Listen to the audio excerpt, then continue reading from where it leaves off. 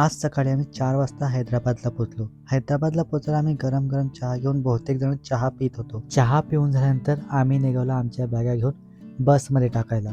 जी बस आम्ही बुक केली होती हैदराबादवरून मल्लिकार्जुनला जाण्यासाठी. मी तर जाऊन पहिलाच विंडो पकडली.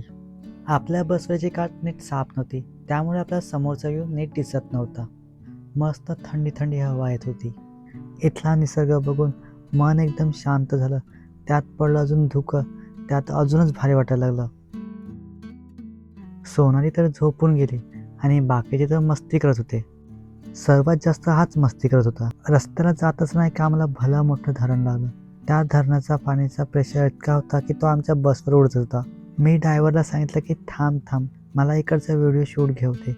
तर तो सांगतो इथे नाही, ह्याच्यापेक्षा चांगला व्ह्यू पुढे आहे.